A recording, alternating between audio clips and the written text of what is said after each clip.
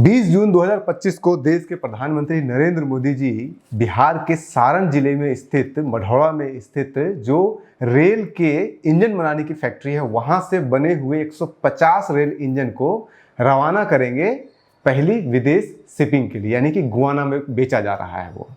इसके साथ ही शुरू हो जाएगा क्रेडिट गेम। क्रेडिट गेम किसके लिए कि ये फैक्ट्री किसने बनवाया, ये फैक्ट्री किसके कारण बना, ये जो सौभाग्य प्राप्त हो रहा है कि हम विदेश निर्यात कर रहे हैं अपने रेल इंजन को, ये किसके कारण हुआ। क्योंकि इसमें क्रेडिट लेने में नीतीश कुमार भी आगे रहेंगे, नरेंद्र मोदी भी आगे रहेंगे और साथ साथ में लालू यादव भी और आरजेडी भी आगे रहेगी। वो इसलिए क्योंकि इस फैक्ट्री का शुरुआत 2006 में हुआ जब लालू यादव जी रेल मंत्री थे। उसके बाद फिर 2016-17 में नीतीश कुमार काफ़ी एक्टिव हुए। कहा जाता है कि इस फैक्ट्री को लगाने के लिए ये फैक्ट्री बाहर जा रहा था और ये फैक्ट्री बाहर जाने का न्यूज़ कई बार चला, 2011 में चला, 2016-17 में चला। और उस समय नीतीश कुमार ने कहा कि ये प्रायोरिटी बेसिस पे इस फैक्ट्री को लिया जाए, वन विंडो सिस्टम स्पेशली इनको करके सारा कुछ क्लियरेंस दिया गया और उसके बाद फिर ये फैक्ट्री लगती है। लेकिन पार्लियामेंट से लेकर के स्ट्रीट तक पहले ही इसके ऊपर क्रेडिट गेम खेला जा चुका है। राजीव प्रताप रूडी 2016 में ही पार्लियामेंट में खड़े होकर के ये बोल चुके हैं कि ये सिर्फ और सिर्फ नरेंद्र मोदी जी के कारण हुआ है। तो सोचिए कि अभी क्या होगा जब नरेंद्र मोदी जी उस 150 रेल इंजन को फ्लैग ऑफ करेंगे, बाहर भेजने के लिए हरी झंडी देंगे। तो इसीलिए हमने सोचा कि इस पूरे रेल जो कारखाना बना है उसका पूरा टाइमलाइन को समझिए और उसके बाद आप तय कीजिए कि इस रेल के बनने, इस रेल फैक्ट्री के बनने, उस रेल फैक्ट्री से जो एक्सपोर्ट हो रहा है उसके लिए आप कितना क्रेडिट किसको देंगे। थोड़ा थोड़ा क्रेडिट तो सबको होता ही है, लेकिन किसको कितना देंगे, सबसे ज़्यादा किसको कितना देंगे वो आप तय कीजिए और हमें कमेंट बॉक्स में बताइए। शुरुआत इसकी होती है 11 अगस्त 2006 को। 2006 को 4 में ही लालू यादव जी मुख्यमंत्री बन चुके थे, रेल मंत्री बन चुके थे। और उसके बाद ये पार्लियामेंट के अंदर उन्होंने ये घोषणा नहीं किया था। सारण में एक फैक्ट्री जो कि रेल का ही जो पहिया होता है उस पहिए की फैक्ट्री, और वो बहुत जल्दी सबसे पहले वही स्टार्ट हो गया था। उसके साथ साथ मढ़ौरा जो कि सारण जिले में है, मढ़ौरा में ही एक गांव है, उस गांव में ये फैक्ट्री लगाने का फैसला लिया गया और मधेपुरा में एक फैक्ट्री लगाने का फैसला लिया गया था। उसके बाद फिर 2006 के बाद सब कुछ भी मतलब टाइमलाइन पे चला नहीं। 11 अगस्त 2006 को ये डिसीजन हुआ। उसके बाद फिर उसके एक साल के भीतर 2007 में लालू यादव जी वहां पे जाकर के उसका फाउंडेशन स्टोन भी रख देते हैं, सितंबर 2007 में।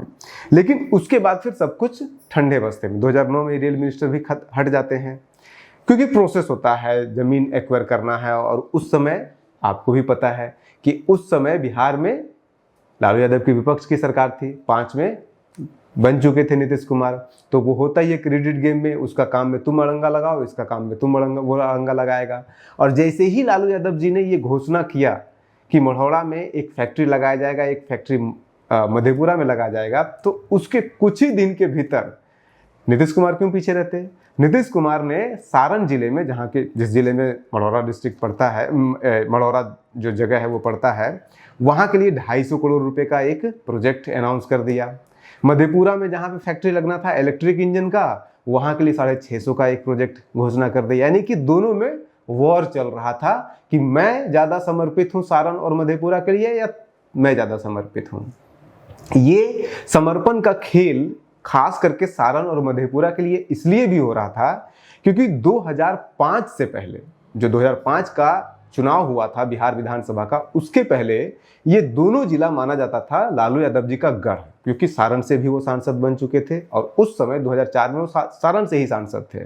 2004 के चुनाव में वो मधेपुरा से भी चुनाव जीते थे। उसके बाद फिर चूंकि 2 जगह से आप रह नहीं सकते हैं तो उन्होंने एक सीट खाली कर दिया था। फिर पप्पू यादव वहां से आरजेडी से खड़े हुए थे और वो भी वो चुनाव जीत गए थे। यानी कि पुराना ट्रेडिशनल यादव का बेल्ट माना जाता है, आरजेडी का पूरा गढ़ माना जाता है ये दोनों के दोनों क्षेत्र।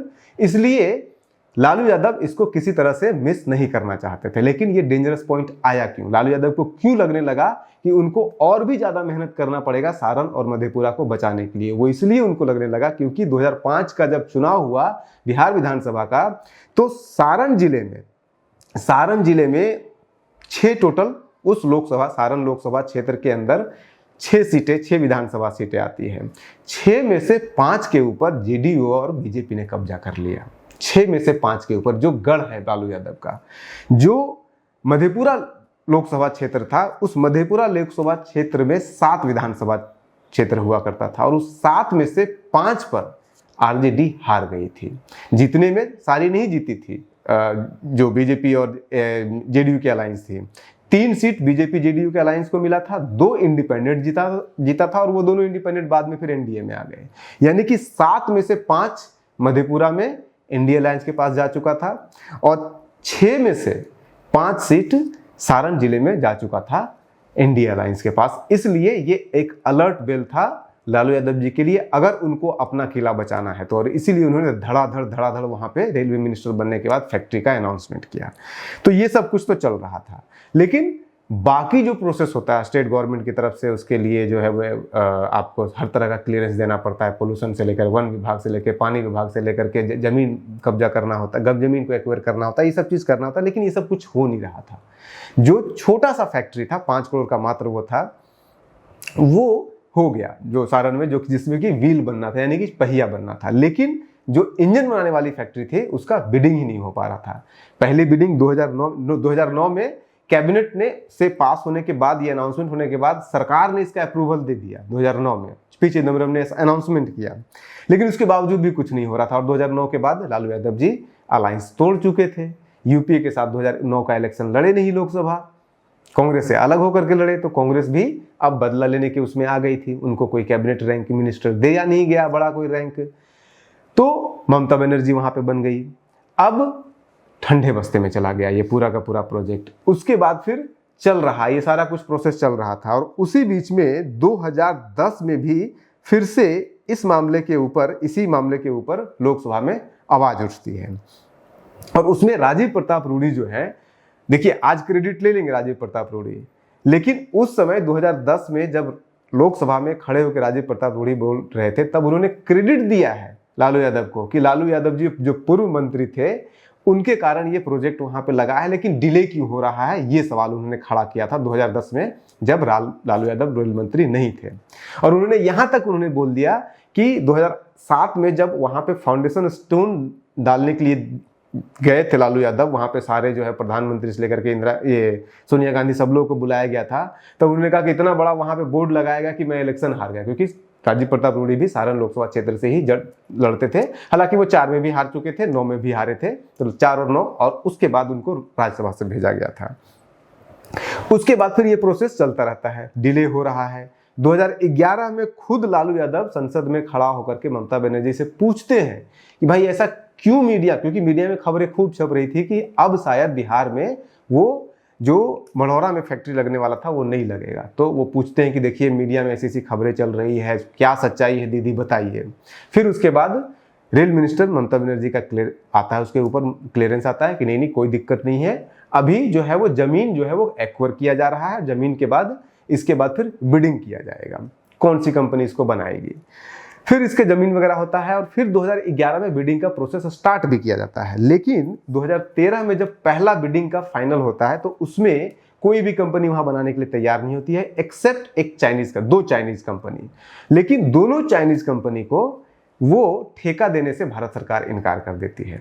अगर बीजेपी की सरकार होती, अगर मोदी जी प्रधानमंत्री होते, तब ये नैरेटिव समझ में आता है कि चीनियों को, चाइनीज को नहीं देना है, कोई भी हमारा अपना ठेका नहीं देना है। लेकिन यूपीए की सरकार ने, मनमोहन सिंह की सरकार ने उस समय चाइनीज को ये ठेका देने से मना कर दिया।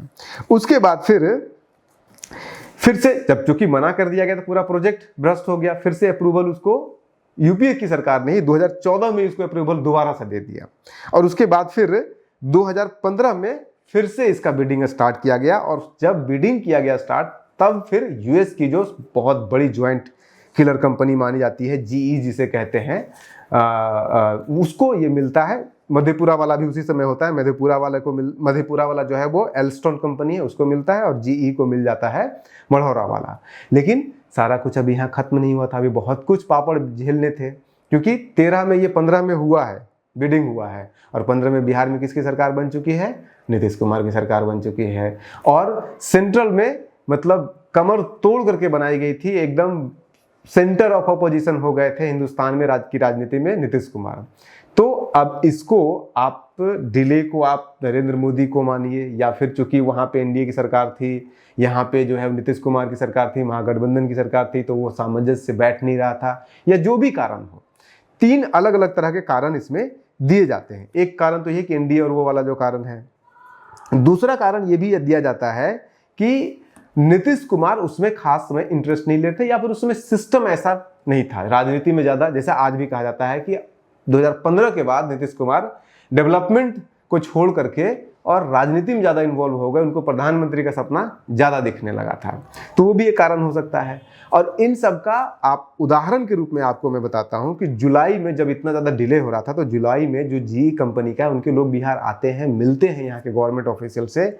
उस समय जो मिनिस्टर हुआ करते थे जय कुमार सिंह, इंडस्ट्री मिनिस्ट्री जो इनके पास था, मंत्रालय था, उद्योग मंत्रालय था, उनसे मिलते हैं। और हो ये रहा था कि जो पर्यावरण से मिलना होता है, पोल्यूशन डिपार्टमेंट से जो मिलना होता है क्लियरेंस, वो मिल ही नहीं रहा था। फरवरी में सब कुछ हो गया था और ये दे नहीं रहे थे। फरवरी में ही 2016 के फरवरी में अमेरिकी दूतावास से लोग आकर के नीतीश कुमार से मिले थे।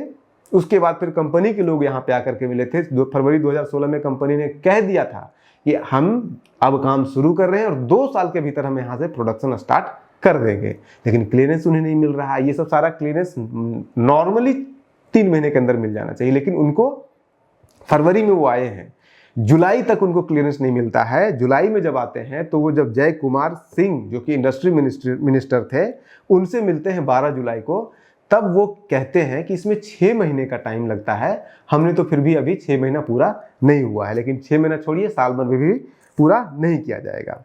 और वो एक्सक्यूज क्या देते हैं कि देखिए जुलाई अभी है, अगस्त में हाउस बैठने वाला है और अगस्त में हम 1 विंडो सिस्टम शुरू कर देंगे बिहार में, तो सारा क्लियरेंस में कोई दिक्कत नहीं होगी, एक ही विंडो पे सब कुछ हो जाएगा। बिहार में आज तक 1 विंडो सिस्टम स्टार्ट नहीं हुआ है प्रॉपर ढंग से।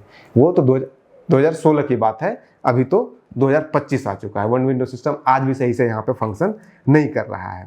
इसी बीच में जो हम ये कह रहे थे कि आखिर ये हो क्यों नहीं रहा था, उसके पीछे एक कारण ये भी हो सकता है, क्रेडिट गेम चल रहा था।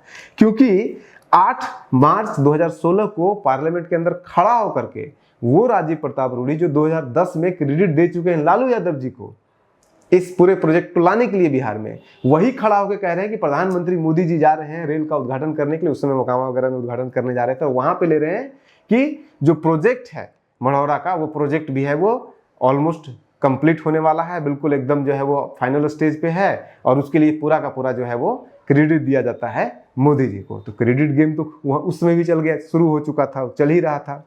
अब उस समय जब ये 16 में ये चीजें हो रही है, 17 तक मिनिस्टर 12 जुलाई को मिनिस्टर स्टेटमेंट देते हैं कि अगस्त में 1 विंडो सिस्टम हम लोग बना लेंगे, उसके बाद फिर तुरंत मिल जाएगा इनको। सितंबर 2000 अगस्त तक इस पूरे कंपनी को सारा क्लियरेंस नहीं मिलता है, और उसके बाद फिर अखबारों में छपना शुरू हो जाता है दोबारा। एक बार 2010 से 11 में छप चुका है अखबारों में कि ये कंपनी जो है बाहर जा रही है, बिहार से बाहर जा रही है। अब फिर से खबर छपनी शुरू होती है 2017 के सितंबर में कि ये कंपनी अब यहाँ नहीं रह सकती है, बाहर जा रही है, क्योंकि इनको जो है वो सपोर्ट नहीं मिल रहा जिस तरह का सपोर्ट मिलना चाहिए था। हालांकि लैंड वगैरह सब कुछ एक्वायर हो गया था, क्लियरेंस नहीं दिया जा रहा था। तब नीतीश कुमार एक्टिव होते हैं और सितंबर में वो बयान देते हैं कि ये कैसे हो रहा है, और सब कुछ वो अपने कंट्रोल में लेते हैं और कहते हैं कि इसको प्रायोरिटी बेसिस पे ये मेरा ड्रीम प्रोजेक्ट है। और उसके बाद फिर सारा कुछ उनको क्लियर किया जाता है, 1 स्ट्रोक में सब कुछ क्लियरेंस दिया जाता है कंपनी को। कंपनी 2017 में काम करना स्टार्ट करती है और सितंबर 2018 में कंपनी वहां से प्रोडक्शन स्टार्ट कर देती है। अब इस पूरे खेल में किसे आप क्रेडिट देना चाहेंगे? आप जिसको भी क्रेडिट दीजिए, देखिए इसमें कोई डाउट नहीं है कि इस पूरे प्रोजेक्ट का अनाउंसमेंट तो लालू यादव जी ने ही किया है। अब वो रेल मंत्री नहीं रहे तो उसके बाद कैसे करा सकते हैं? यूपीए का भी इसमें कंट्रीब्यूशन आप मान सकते हैं। उसके बाद फिर मोदी का भी कंट्रीब्यूशन मानेंगे, क्योंकि वो अगर वो चाह लेते तो कहीं और शिफ्ट कर सकते थे, क्योंकि भाई बिहार जो है अपोजिशन, सेंटर ऑफ अपोजिशन हो सकता था। लेकिन सब कुछ चलते धरते करते करते करते आज फाइनली ये स्टेज है कि बिहार से निकला हुआ 150 रेल का इंजन विदेश जा रहा है, निर्यात हो रहा है, और ये बिहारियों के लिए गर्व के लिए। इसमें आप न लालू यादव को देखिए, हालांकि होना है 20 तारीख को वो ये काम करने वाले हैं, देख लीजिएगा, पूरा क्रेडिट का गेम पूरा खेला जाएगा। लेकिन हम बिहारी होने के नाते इस क्रेडिट गेम से बाहर निकलते हैं। हालांकि आप कमेंट में बताइए जरूर, अपना आर्गुमेंट जरूर दीजिए कि किसे ये क्रेडिट मिलना चाहिए। आप बने रहिए न्यूज हंटर के साथ। नमस्कार।